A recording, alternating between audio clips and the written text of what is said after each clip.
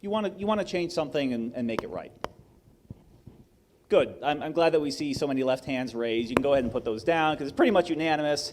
Don't need to keep those raised. Now, let's do the right hands. Raise your right hand.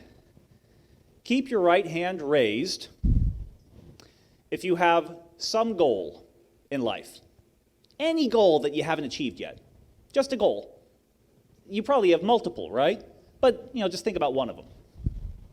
Okay, keep your right hand raised if, having decided that goal, you've identified what the next step towards achieving it is. Keep your right hand raised if you are, and this is kind of a vague question, but if you are acting with the intention and purpose of reaching that goal based on what you identified. I'm very glad to see that. I'm very glad to see that. Because a lot of us develop goals or wishes, really, and then we don't even move forward. Yes, you can put your hands down. I put my hands down, Simon says, right? Up, down, up, down. Yeah. A lot of us develop goals or really wishes, but we don't have any idea how to move forward or achieve them. It ends up being something that we just say, maybe at some point, I'll write the book, I'll start my own company, I'll do this, I'll do that, yeah, maybe. But we're not following the process of identifying what the steps are to actually get where we want to be. Focus is the topic of today's sermon. And nobody was more focused than Pinchas. Where did we leave off with the Parsha last week? We had Bilam, the evil prophet. We all love to hate him, right? He's standing up and he's blessing Israel instead of cursing them. He's trying really hard to curse them, but even though he's evil, he's a prophet. He can only say what Hashem tells him to do. And then, because he can't curse them, he says to Balak, the king of Moab, I believe. He says to Balak, all right, I can't curse them, but I can tell you what to do, and here's what you're going to do. Whisper, whisper, whisper, whisper. And what was the consequence of that? What was his plan? His plan was, take some of the hottest smoke shows of your pagan culture and send them to the men of Israel, walking up, well, hey, big boy, want to come worship the Baalim with me intimately? And, cartoon style, the Israelite men's jaws dropped open, and they're, ooga, right? The eyes popped out. And they said, oh, yeah, worshiping the Baalim sounds really good. Come into my tent, sweetie pie.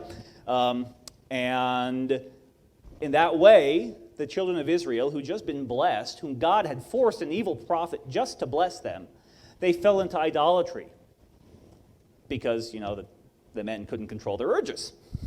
And God looked on that, and he said, I don't like that. And who can blame him? Hashem is concerned with the sanctity of his name and the integrity of his people. So he sent down a plague, and he told the people through Moses, you have to put to death the leaders of your people, everybody who's engaged in this idolatrous fornication. And the people were gathered out in front of the tent of meeting, and they were, there was weeping and gnashing of teeth with good cause. And in the sight of all Israel, Zimri, who's a prince of Shimon, a prince of the Simeonites, took Cosbi, who's a Moabite pagan, in the sight of all Israel and brought her into his tent. And Phinehas, an Israelite who was zealous for the Lord, grabbed his spear and went into the tent and transfixed them both. And that's where we left the last Parsha, because I guess the rabbis know about, building up cliffhangers. What happens next, right? Well, what happens next is Hashem speaks. He speaks to Moses, and he says, Phinehas was zealous for me. He turned aside the plague. I will put my covenant of peace on him. And a priesthood as well that will never depart from him. And the Kohanim are descended from Phinehas. Phinehas had focus. He identified what he wanted to do. He wanted to see Hashem glorified. He wanted to see his people not die of the plague. He wanted to know that his people were an accurate reflection of Hashem, a mortal reflection of the moral qualities of Hashem. That was his goal. That's what he wanted to see. And then he saw something that struck him as wrong. He identified a problem, right? He decided what he wanted, then he identified the problem, and he said, oh wait, and while all Israel is in the midst of this judgment, and we're all turning away from it, you've got Zimri over there bringing a pagan woman into his tent, for a little bit of worship of various sorts. He identified the issue, and then he acted. Think of all of the people in Israel who, some of them probably didn't get to the first point, that D, that decision of the goal. They hadn't even gotten to the D yet. They weren't really sure if they were with Hashem or if maybe idolatry was better, although I'm sure once the plague came down, they started getting some ideas of what was better and what was worse. But then you had the people gathering outside the tent. They'd identified that there was a problem, they had a goal, but they hadn't identified what the issue was. They gathered outside the tent. They said, essentially, what are we doing? What are we to do in order to not get wiped out by this plague that Hashem has sent? They decided that they wanted to be on Hashem's side, but they hadn't identified how to do it. And some, I'm sure, noticed, right? All Israel saw Cosby and Zimri going into the tent together. And they lamented. They were distressed. If you read last week's portion, it says all Israel was distressed. So there were plenty of people who identified the problem. They decided they wanted to be on Hashem's side. They identified what the issue was, but only one of them is mentioned as acting. Only one of them actually got to the point of actually acting.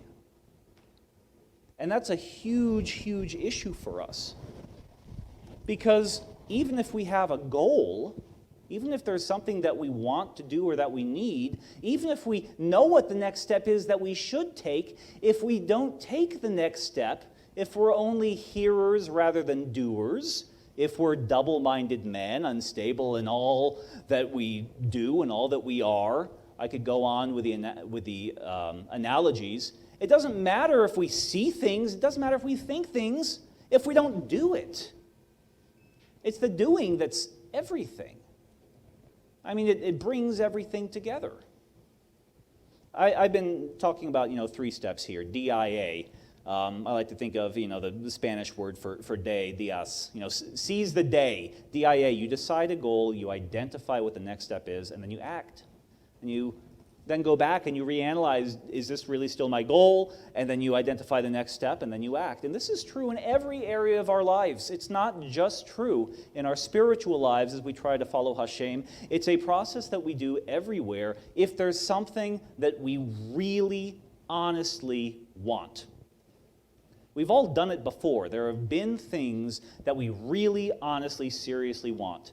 And we've moved towards those goals. And then there's things where we're just sort of offhanded. I kind of have a goal like this, but I'm not moving towards it. I don't even know what comes next. What's the next step? Nothing has ever been accomplished in this world without action. There are plenty of bad things that can happen from our perspective randomly, right? You get hit by a tidal wave or a tornado. Forest fires, sometimes we set them, but they can also happen on their own. But nothing good that's ever happened in the world just happened randomly.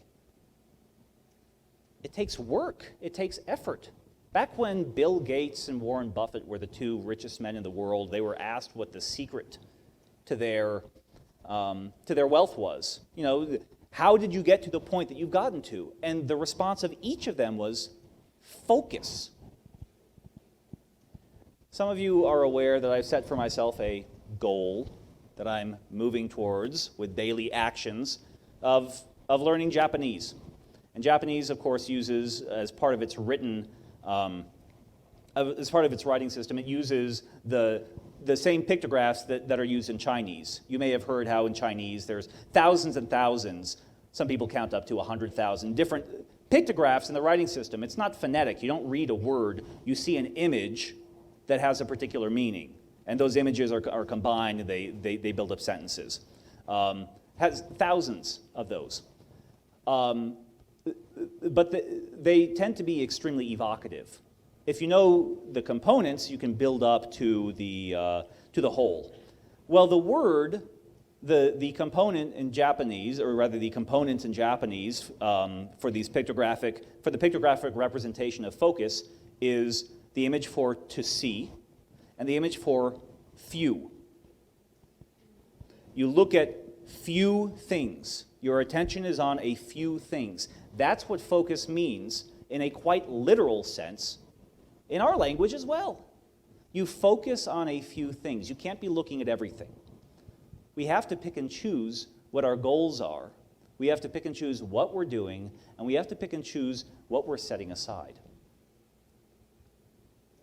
Let's imagine that you have a goal of starting a business. You want a little bit of side income, and the business that you want to do is you live in a place that's really scenic, there's lots of things to see and to do, so you're going to start making little maps with sort of cartoon illustrations here and there and everywhere of all the different things that there are to do and see in your area.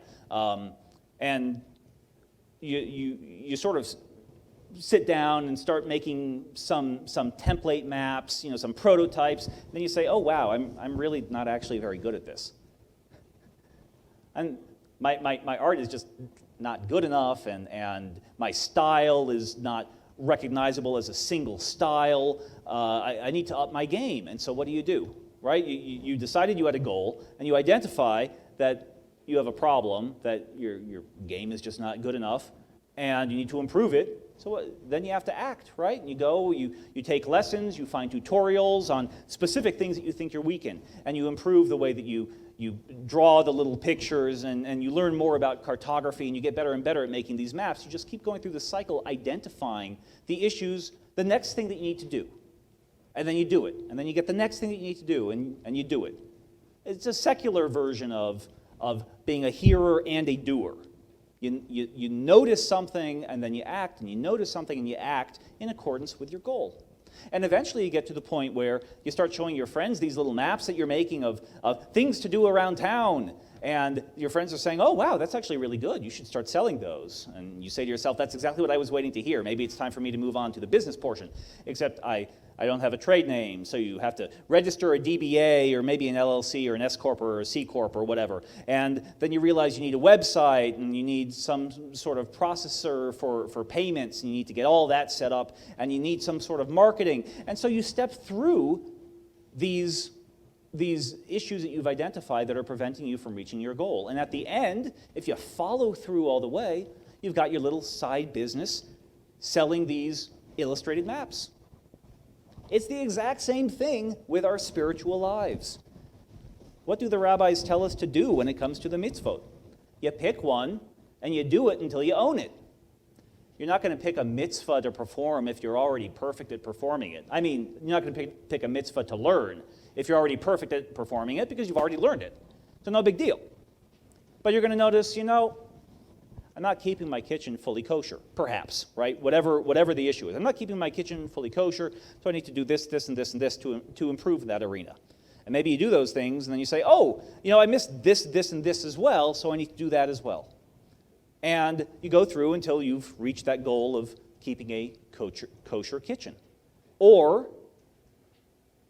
maybe you say, I realize that Hebrew is really, really important for a man who attends a synagogue to learn, because it's really the distinction between the men and the boys.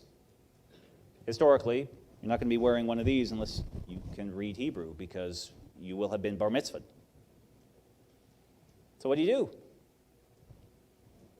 If you identify that you're lacking something,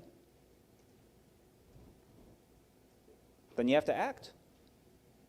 And how do you learn Hebrew? Well, the wonderful thing about focus is that with the right training and techniques, the basic process of reading Hebrew, I could take any person in this room, give me a little bit of time to prepare, but I could take any person in this room, and within the course of about an hour and a half, you could have the basic sounds for Hebrew down. And then 15 minutes a day for the next week or so to reinforce. And over the course of 3 to 3.5 hours total, you could have the basic sounds of Hebrew down. That is not fluent. You're not going to be looking and just speeding through stuff. You might be taking 2 or 3 seconds to figure out what every letter is. But it takes about 3 hours to get the sounds.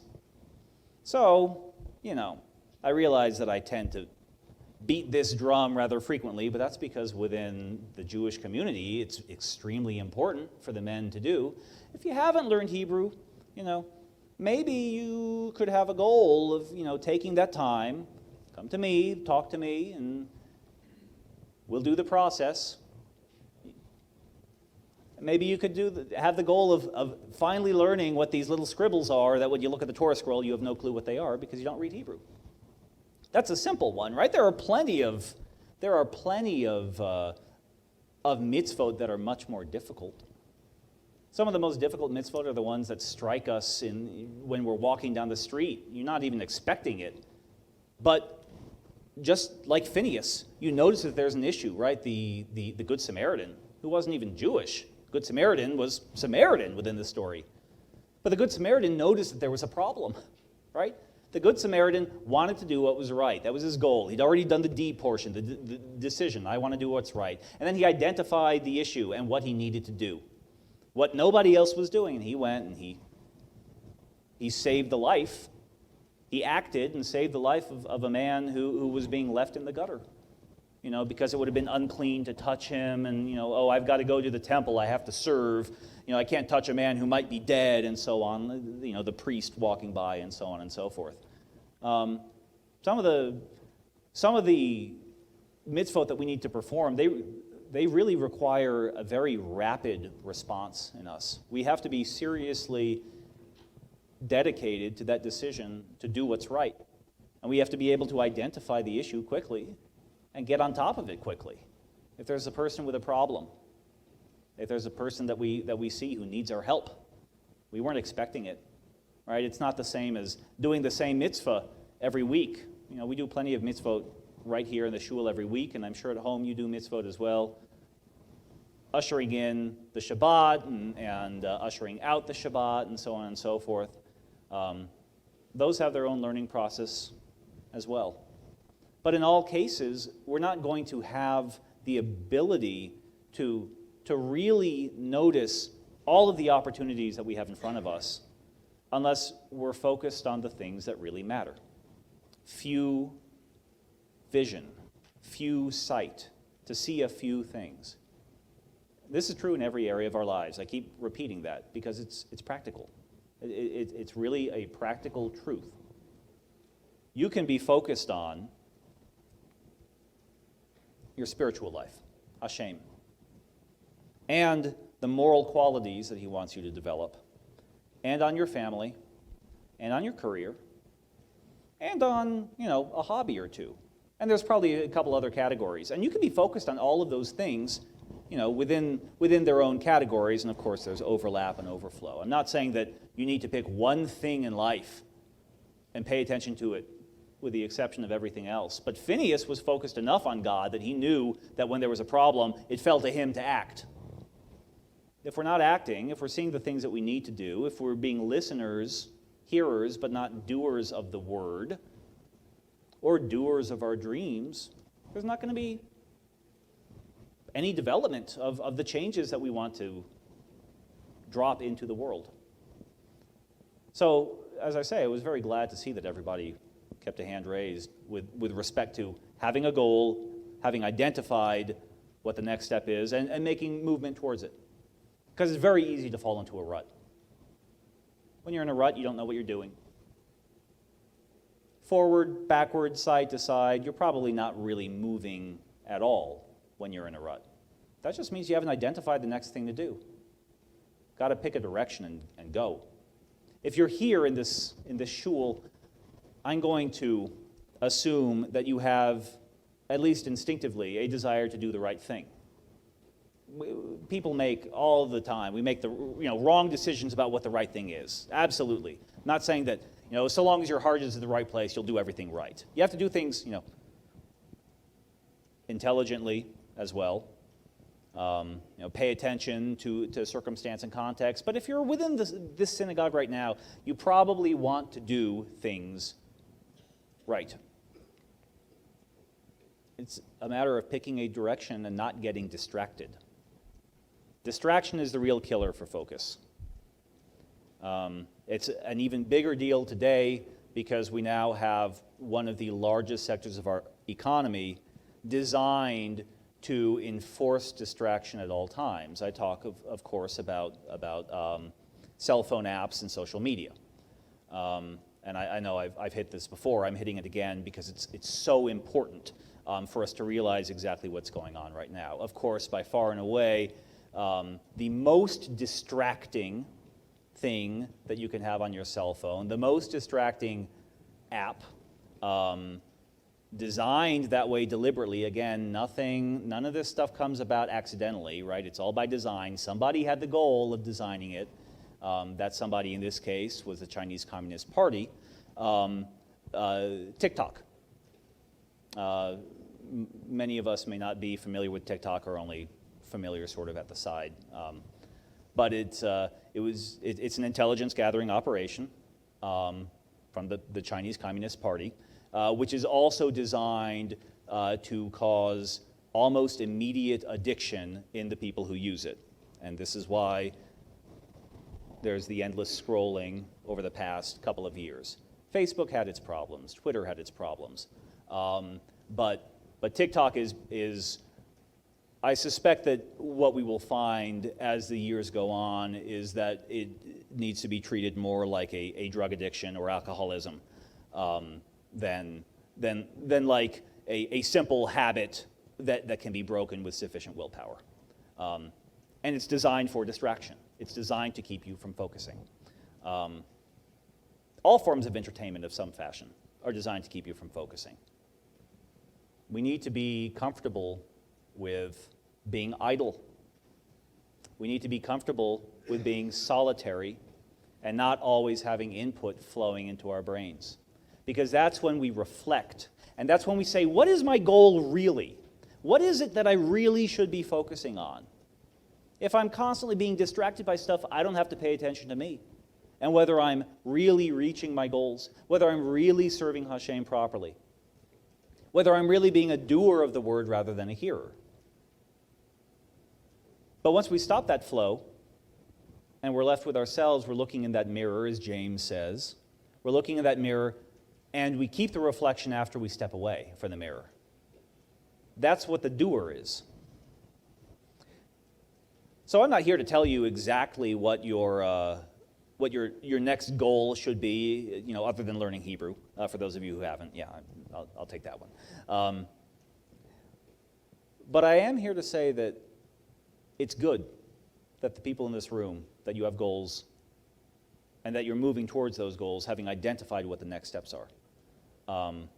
If you ever feel lost or lonely or in a rut, the solution is to do something differently than what you've been doing before. That means taking actions that you haven't taken before. If Hashem is distant and you're not reading the scriptures every day, try reading the scriptures every day. Maybe that won't work, but maybe it will. You identify a problem, take an action. If it helps, that's great. If it doesn't, you can find something else. We need constantly to be reflecting on ourselves. How much am I focusing on the things that matter? How much am I accomplishing? In my hobbies, in my daily life, in my career, with my families, and with Hashem. Because there is no feeling better than a feeling of accomplishment. There's no feeling better than completing something. I mean, sooner or later, we're all going to come to some form of completion. Our goal is to hear, well done, good and faithful servant. So, if you're feeling listless or at a loss, uncertain where to turn next, Put aside the distractions. Focus on what your goals are. Figure out what's missing.